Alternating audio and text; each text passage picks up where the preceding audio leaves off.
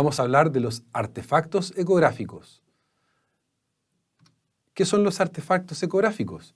Se habla de artefacto cuando se aprecian imágenes en la ecografía que no se corresponden con una estructura real.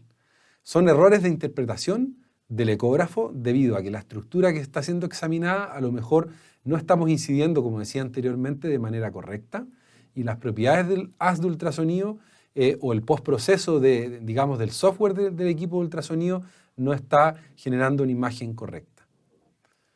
En general, podemos hablar también de que existen artefactos de estructuras anatómicas y artefactos del haz de ultrasonido, ¿cierto? Vamos a conocer cada uno de ellos. También se pueden denominar como artefactos buenos, malos y feos, ¿sí? Dentro de ellos, el más feo de todos y el que tenemos que evitar siempre que nos ocurra es el del ruido eléctrico. Muchas salas en donde hacemos ecografía pueden tener luces LED o estar generándose alguna intermitencia con enchufes y eso produce una imagen muy ruidosa que mancha todo el resto de la imagen y eso produce un ruido eléctrico que no nos permite valorar de manera correcta la imagen. Sin embargo, por ejemplo, existen algunos que pueden ser buenos como la sombra acústica o el refuerzo acústico posterior o la cola de cometa, porque no implican un daño en el paciente, que el paciente tenga algún problema de salud. Sin embargo, existen algunos como la sombra acústica o la reverberación que sí pueden estar dándonos alguna interpretación de la imagen que no es correcta. En particular, es importante que conozcamos la sombra acústica posterior. Esta ocurre cuando el haz de ultrasonido entra en contacto con una superficie de mayor densidad. Por ejemplo, esta cortical de hueso, que está dentro de un tendón del supraespinoso. Y esta genera una sombra que está posterior o profundo a la imagen, ¿cierto? Así se denomina sombra acústica posterior. Y esto es porque aquí hay una calcificación que está dentro del tendón y que por lo tanto no me permite visualizar lo que tengo en profundidad. Por otra parte, tenemos un refuerzo acústico posterior, que se produce cuando el ultrasonido atraviesa un medio que no tiene interfaz en su interior, un medio líquido, por ejemplo, y pasa a un medio sólido. ¿Y esto qué es lo que va a generar?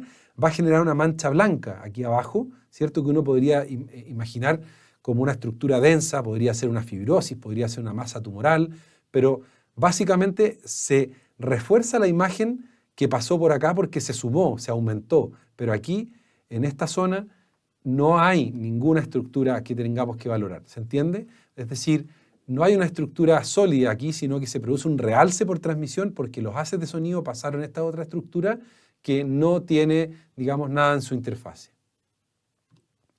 Por otra parte, la cola de cometa es importante conocerla, se comporta así como varios haces brillantes o hiperecogénicos, ¿cierto? Ocurre cuando hay reverberación, es decir, cuando la onda rebota mucho, y esto se produce cuando hay dos interfaces reflectantes estrechamente espaciadas. Esto ocurre mucho con los materiales de osteosíntesis en general, de tal manera que podemos reconocer fácilmente un tornillo o una placa metálica de osteosíntesis cuando estamos haciendo una valoración ecográfica. Y por lo tanto, no es algo negativo, sino que sabemos, nuestro paciente nos puede informar que eso lo tiene desde antes.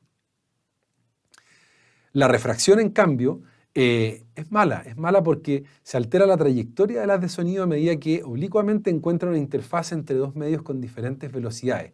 ¿Por qué? Porque en el fondo hay diferentes velocidades porque ya decíamos que los tejidos pueden tener una diferente resistencia sónica al paso del haz de sonido, de tal manera que ésta se va a angular y va a generar una imagen en espejo muchas veces, o una imagen, digamos, que está como vecina, pero que simplemente no existe. Por lo tanto, podemos observar la imagen a la derecha que se producen o se muestran sombras por refracción de estructuras que realmente no existen.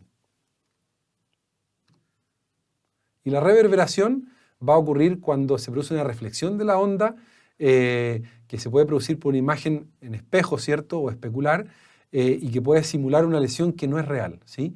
Acá en el fondo lo que está pasando es que la imagen toca una estructura, rebota y dibuja otra, ¿sí? Dibuja otra en su lado opuesto. Y por lo tanto, la imagen que está aquí abajo realmente no existe. Y eso también es malo porque podemos interpretar o te puede llevar a un error de visualización de la imagen. La anisotropía, entonces, es la pérdida de cogenicidad producida porque el haz de ultrasonido ingresa de forma oblicua a la estructura en vez de hacerlo perpendicularmente. Y esto tiene muchas veces que ver con la posición de la sonda respecto a la estructura que estamos evaluando.